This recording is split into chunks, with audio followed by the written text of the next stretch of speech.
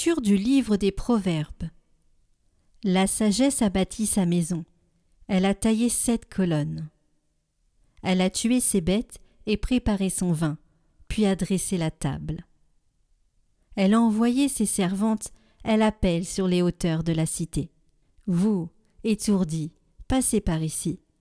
À qui manque de bon sens, elle dit « Venez manger de mon pain, buvez le vin que j'ai préparé. » Quittez l'étourderie et vous vivrez, prenez le chemin de l'intelligence.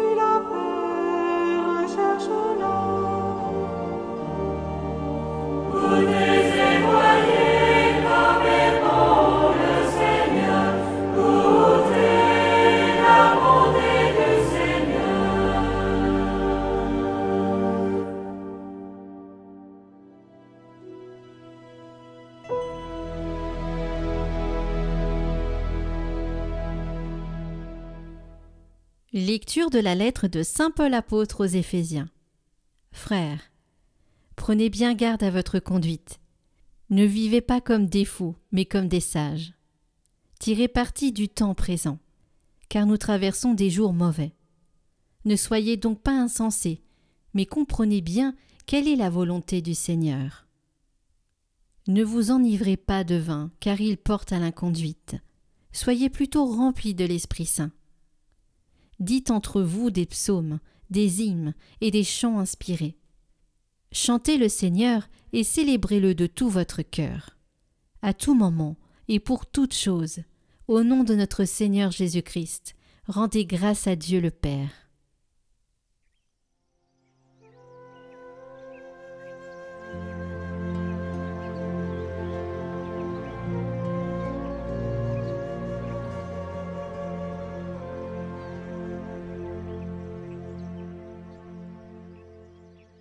Évangile de Jésus-Christ selon saint Jean.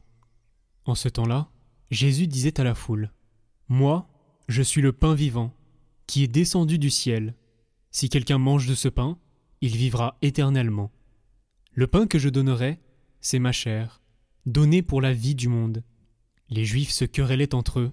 « Comment celui-là peut-il nous donner sa chair à manger ?» Jésus leur dit alors : « Amen, amen, je vous le dis. Si vous ne mangez pas la chair du Fils de l'homme, et si vous ne buvez pas son sang, vous n'avez pas la vie en vous. Celui qui mange ma chair et boit mon sang a la vie éternelle. Et moi, je le ressusciterai au dernier jour. En effet, ma chair est la vraie nourriture, et mon sang est la vraie boisson. Celui qui mange ma chair et boit mon sang demeure en moi, et moi, je demeure en lui. De même que le Père qui est vivant m'a envoyé, et que moi je vis par le Père, de même celui qui me mange, lui aussi vivra par moi. Tel est le pain qui est descendu du ciel. Il n'est pas comme celui que les pères ont mangé. Eux, ils sont morts. Celui qui mange ce pain vivra éternellement.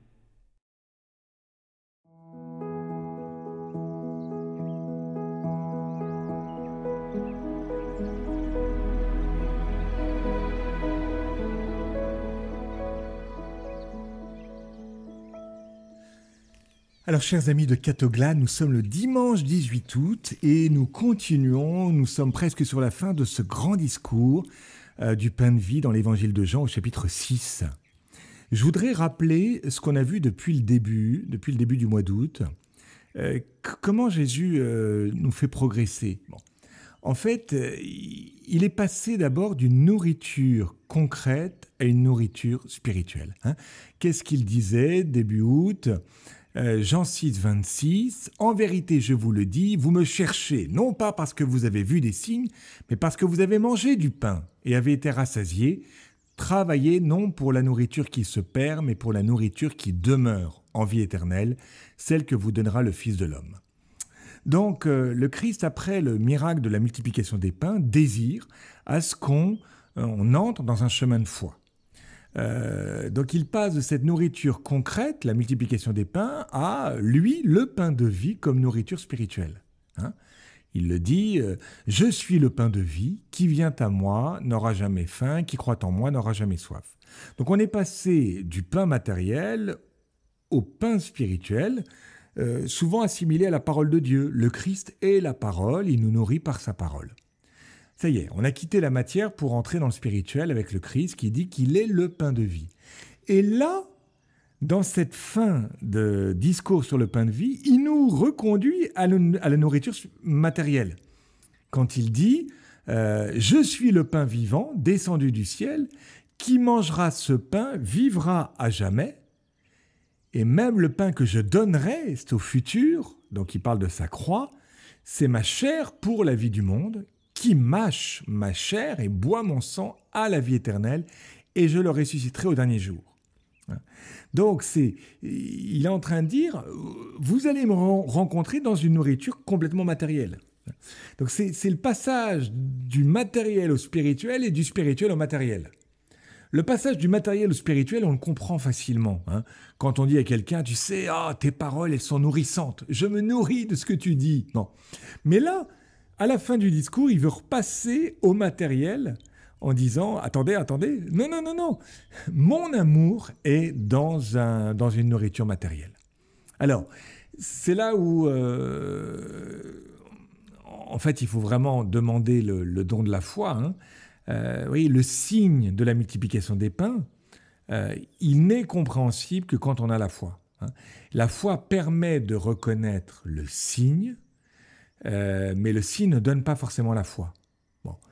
Quand on regarde Pharaon, quand on regarde le miracle de la résurrection de Lazare, vous apercevez que le Christ ressuscite Lazare, mais les gens veulent le mettre à mort au moment de la résurrection de Lazare. Pharaon voit des miracles, mais il dit « Je vais vous en faire d'autres et vous allez voir, je ne me laisse pas impressionner par vos miracles. » Donc ça, c'est important. Quand on dit au pied de la croix que le Christ, le roi d'Israël, descende maintenant de la croix pour que nous voyions et que nous croyions, patati patata, tu peux voir et c'est pas pour ça que tu vas croire. Donc ça, c'est important. Vous voyez, cette multiplication des pains, elle n'est pas compréhensible si on n'a pas derrière ce don de la foi. Parce qu'on va voir simplement le Christ comme boulanger, alors que cette multiplication des pains qu'on a eue au tout début du mois d'août, là, fin juillet, c'était pour nous dire, en fait, je donne mon corps en nourriture. Voilà, je donne mon corps en nourriture. Là où est le sommet de l'amour de Dieu, c'est dans de la matière. L'amour de Dieu est concret. Vous voyez, le Christ qui apparaît à Paray-le-Monial avec un cœur. Et un cœur, c'est pas de la vapeur, avec son cœur ouvert. Les disciples d'Emmaüs disent « Notre cœur n'était-il pas tout brûlant au-dedans de nous quand il nous parle en chemin ?» D'accord, il y a une brûlure du cœur par la parole qui a été expliquée, mais ils le reconnaissent à la fraction du pain, et à ce moment-là, le Christ disparaît. Donc, c'est important de nous interroger, vous voyez, sur l'aspect concret de notre foi. Quelqu'un qui dit « je suis croyant, je ne suis pas pratiquant », c'est dire un peu « je ne suis pas concret ». Non, la foi, c'est concret. L'amour, c'est concret, l'amour, c'est des actes. Le Christ nous a dit « écoute, je t'aime ». Et donc, pour cela, je te donne mon corps. Voilà. Ah, c'est pas que des mots, je te donne mon corps. Christ crucifié, c'est mon corps. Et ce corps, il ne part pas, ce corps, il reste en ce monde. Et ça s'appelle l'Eucharistie.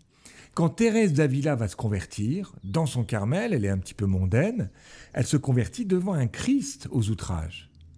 C'est intéressant, c'est la matérialité du corps. Bon.